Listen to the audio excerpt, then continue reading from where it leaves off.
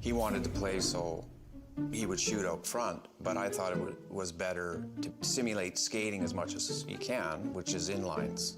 And I'd, take some pucks there, just shoot pucks, I had a net on my street, and, if cars came by, kind of, run all the pucks off. So, yeah, it was a good spot. Yeah, we would see him shooting pucks out front until a window got broken.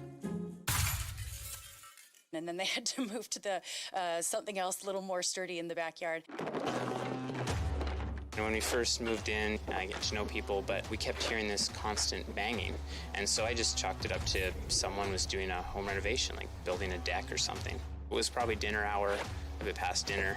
I think I'd be putting my son to bed around that time. Vancouver, you can't have the backyard rink very often.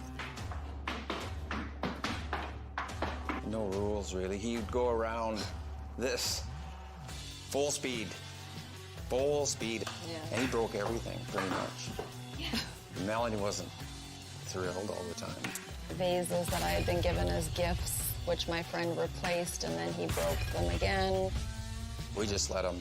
I don't know if the no rules was if we were unified on that. No, there was no probably. rules with you, but yeah.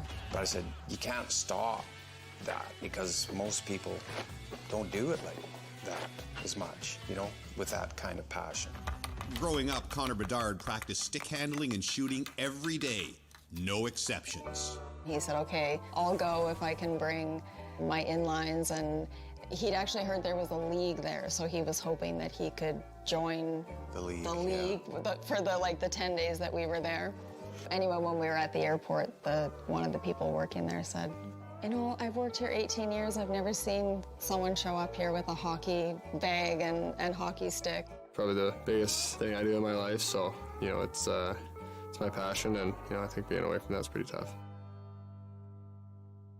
We were supposed to go to, a tournament in Chicago, I think, at the time. Got hit, kind of awkwardly hit my wrist into the boards and, broke it. I was pretty bummed out, and obviously it's upsetting when you're not able to play, but I think that's part of the game somewhat. Yeah. And it was way more serious than we at first thought anyway. Because it was near the growth plate, and if you worked it too hard or hit it again or something, it could affect the growth of your arm. Once he heard that, he didn't use his arm for, I think it was 12 weeks, wasn't it? Doctor's orders, do not use your right hand. But the doctor didn't say anything about his left hand. I played hockey every day, basically, so I was just kind of keeping that routine and, going out there and, doing that. I think it wasn't really, I didn't think about if it was going to make me stronger. I just had, one hand on my stick, top hand, and, stick handle with one hand, and trying to shoot on your backhand, I guess.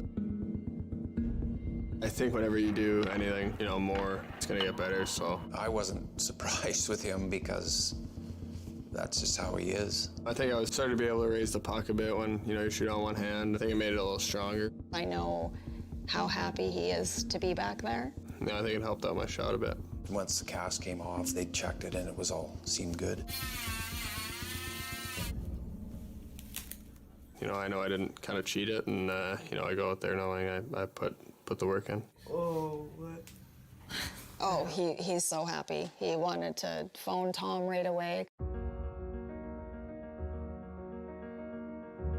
His shot jumped another level that year.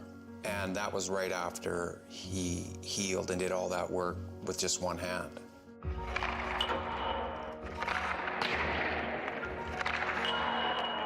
Connor Bedard walking it back. The same Connor Bedard who broke the silence of an otherwise quiet neighborhood, family valuables, bones, is now breaking scoring records.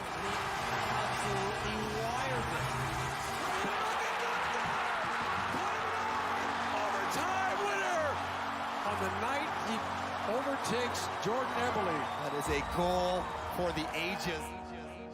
For me, I think my confidence comes from, practice, proving myself in games.